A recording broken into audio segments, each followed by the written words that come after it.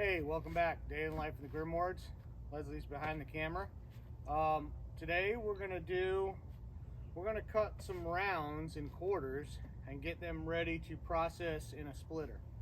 So we used the TYM 394 with the Homestead grapple, Homestead Implements grapple, and we took some rounds from where we were keeping them, and I just put them on these pallets today. So that brings me to the next topic. I ordered a log splitter.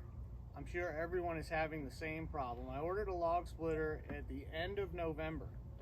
The ship date was supposed to be January 5th. Well, January 5th came and went, and I got an email that says, due to delays, it's not shipped. No new time, no new date, so now I'm just kind of in limbo. So what we're gonna do is, I said I would give you some more video on the Holtz Forma.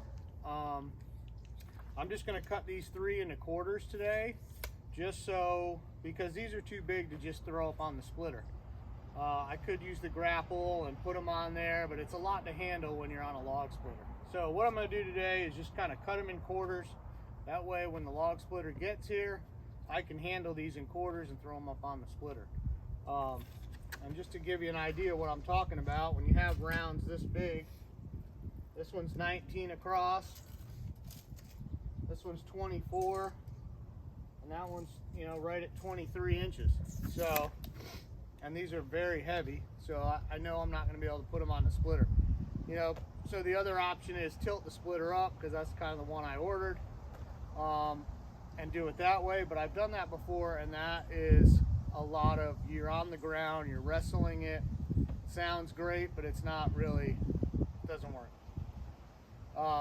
So we're gonna fire up the Holtz Forma again. I warmed it up a little bit this morning, the G388, and we're gonna just give you a little bit of footage of going through maybe this smaller one and that one, and then we'll talk a little more at the end.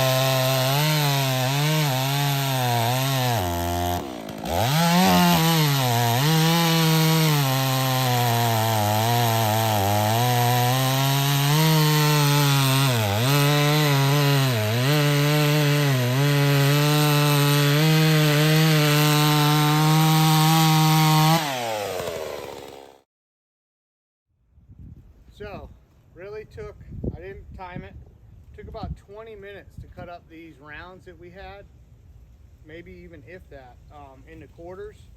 And this is, I'm not sure the exact species, kind of looks like a white oak.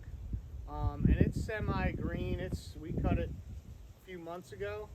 So, but again, this isn't a sponsored video, but I'll tell you what, for the money and this saw, it cut right through this stuff without a problem. I don't know if I mentioned it in our last video, so I did go back and look at the break-in period on this, and it's 3 tanks of gas. They don't want you to hold it to full RPMs, not under load. So I think now, which I'm almost out, this is the end of that 3rd full tank. And I'm noticing it is running better and better. Again, you know, not sponsored, but I'm using that True Fuel 50-to-1, and that's all I use in all my saws. But I'm getting the feel of this saw now. It's running better. It seems to be running smoother. Chain is still super sharp. So we're gonna cut a lot more with this in the future. But again, just wanted to show you, you know, if you're interested in a saw and you don't have over $1,000 to go buy a new saw, look into these Holtz Bormas. Again, if you're a Husqvarna, you can get one that looks like a Husqvarna. If you're a steel guy, you can get one that looks like a steel. But I am very impressed with this. This was just a good purchase.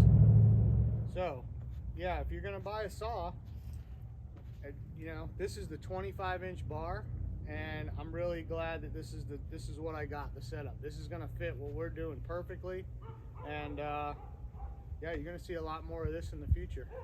So if you like this kind of content, follow along, like, share, and subscribe. Yeah, it doesn't cost you anything to hit that subscribe button. I know a lot of people don't want a huge list of their subscribing people, but just hit subscribe. It helps out the channel, and we're going to do a lot more of this in the future. So we'll see you on the next one. Thanks for watching.